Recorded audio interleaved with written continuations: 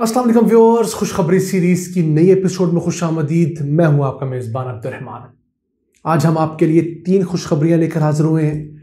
आज की पहली खुशखबरी तो पाकिस्तान की मुसलसल बढ़ती हुई टेक्सटाइल एक्सपोर्ट्स हैं, जो कि रवा मालियाती साल के इब्तदाई 7 माह के दौरान तकरीबन 11 अरब डॉलर्स रहीं और ये रकम गुज़िश्ता साल से $2.25 अरब ज़्यादा है। इसको डिस्कस करेंगे। जबकि आज की दूसरी खुशखबरी ये है कि मुल्क भर में मौजूद मतरूका वक्फ इमलाक की जो ज़मीनें हैं, जो हमारे हिंदू सिख भाई हिजरत के वक्त यहाँ छोड़कर चले गए और जिसे माले मुफ्त दिले बेरहम की तरह लूटा जाता रहा, वो ज़मीनें अब डिजिटलाइज होना शुरू हुई हैं और अब तक 1800 एकड़ ज़मीन जो है उसको वागुजार करवा लिया गया है। इसकी मालियत कितनी बनती है, कितनी हज़ार फाइल्स मुकम्मल होकर बाकायदा रिकॉर्ड का हिस्सा बनी है और कितने मुकदमा दर्ज हुए, उसको प्रोग्राम के दूसरे हिस्से में डिस्कस करेंगे। और प्रोग्राम के आखिर में अब आपको बताएंगे कि पाकिस्तानी तारीख में पहली मर्तबा किसी यूनिवर्सिटी ने एयर क्वालिटी मॉनिटरिंग स्टेशन कायम किया है और ये पाकिस्तान जैसे मुल्क के लिए बहुत अहम है, क्योंकि हमें एयर क्वालिटी मॉनिटर करने के लिए कभी जापान की तरफ देखना पड़ता था और कभी अमेरिका की तरफ। तो अब हमारी यूनिवर्सिटी ने अगर ये सिस्टम बना लिया है तो हम इसमें खुद कफील हो गए हैं। लेकिन पहले चलते हैं टेक्सटाइल एक्सपोर्ट्स की जानब। गुज़िश्ता 7 माह की बात की जाए, जुलाई से जनवरी सन 2022 तक, तो इस दौरान पाकिस्तान ने 10 अरब 93 करोड़ डॉलर्स यानी तकरीबन 11 अरब डॉलर्स की टेक्सटाइल मसनूआत एक्सपोर्ट की। जबकि इसी का मुआवजा अगर हम उससे 1 साल पहले से करें तो हमने सिर्फ 8 अरब 77 करोड़ डॉलर्स की टेक्सटाइल मसनूआत एक्सपोर्ट की थी।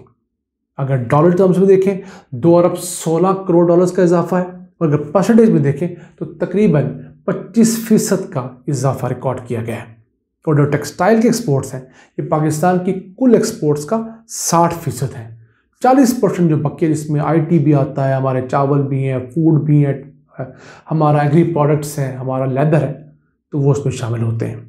अब अगर जनवरी सन 2022 की बात की जाए तो हमने 1 अरब 55 करोड़ डॉलर्स की टेक्सटाइल मसनूआत एक्सपोर्ट की और जनवरी सन 2021 के अंदर हमने 1 अरब 32 करोड़ डॉलर्स की ये मसनूआत एक्सपोर्ट की थी।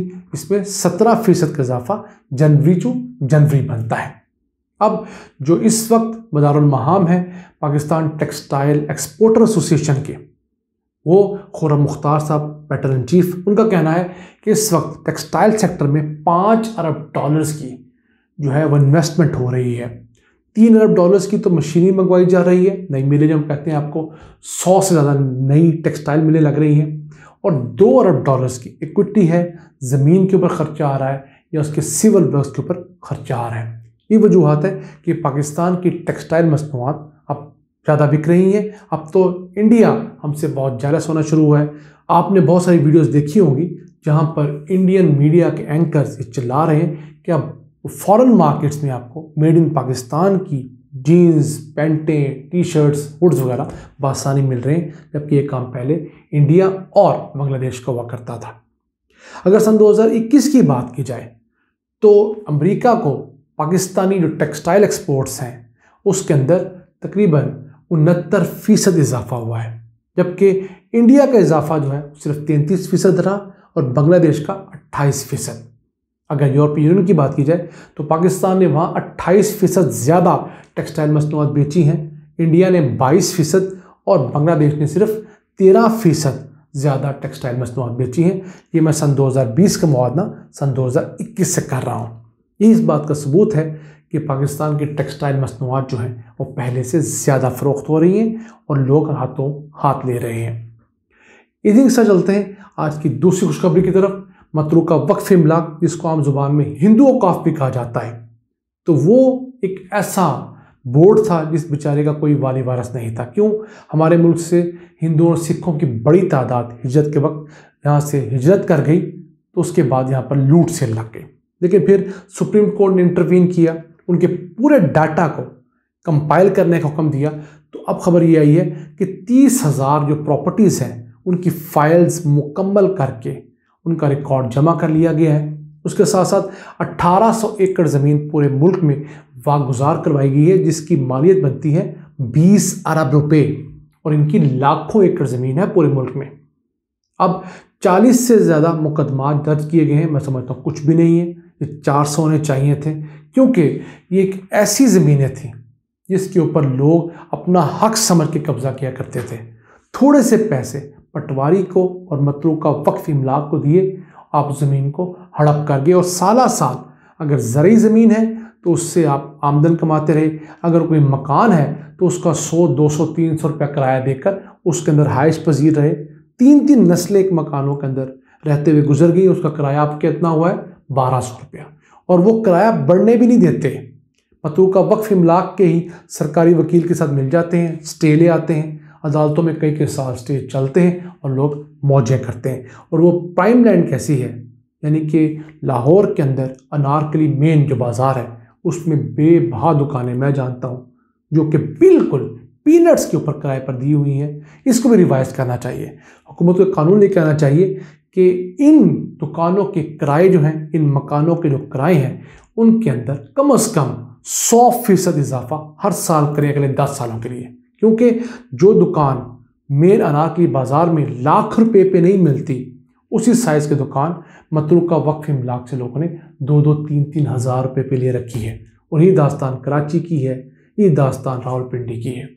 तो ये जुल्म है। अगर यहाँ से पैसे जनरेट किए जाएँ तो बहुत सारी दीगर काम जो मुल्क में किए जा सकते हैं।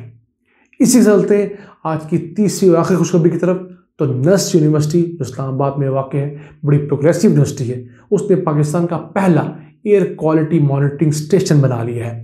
ये उन आलात का मजमुआ होता है जिसके ज़रिए एयर क्वालिटी को जज किया जाता है। इससे पहले मुल्क भर में जो भी एयर क्वालिटी के स्टेशन हैं वो मुख्तलिफ ममालिक ने हमें या तो गिफ्ट दिए हुए हैं या हमने उनसे ख़रीदे हुए हैं, जिनमें चीज़ा जापान आता है, अमेरिका आता है। तो अब हमारी पहली यूनिवर्सिटी ने इस चीज़ के अंदर एक मुकाम हासिल किया है। इसके बाद उम्मीद है बाकी यूनिवर्सिटियाँ भी इस तरफ आएंगी। क्यों? पहला कदम उठाना, पहला बारिश का कतरा मुश्किल हुआ करता है। इनको सेंसर्स लेके आने में, दूसरा इक्विपमेंट लेके आने में बड़े मसाइल हुए हैं। इन्होंने बहुत सारे ममालिक के साथ कोलैबोरेट किया, बहुत सारी एम्बेसीज से मदद ली, तब जाके ये लोग ये एयर क्वालिटी मॉनिटरिंग स्टेशन बनाने में कामयाब हुए हैं। अब ये यूनिवर्सिटी इस प्रोजेक्ट के ऊपर सन 2012 से काम कर रही थी। कभी हुकूमत फंड देती थी, कभी नहीं देती थी, कभी सपोर्ट नहीं मिलती थी, लेकिन इस काम को 10 साल बाद बिलाखिर कंप्लीट कर लिया गया है। इसके अंदर लोकल पाकिस्तानी इंजीनियर्स और टेक्नीशियंस ने बहुत अहम किरदार अदा किया है। और यही काम होता है यूनिवर्सिटीज़ का बेसिकली, कि वो रिसर्च करती हैं, सस्ते प्रोडक्ट्स बनाती हैं, उन प्रोडक्ट्स को मार्केट करती हैं, ख़ुद भी कमाती हैं और मुल्क के ज़खायर, मुल्क के एक्सपोर्ट्स जो हैं उसके अंदर इजाफा करने में अपना किरदार अदा करती हैं।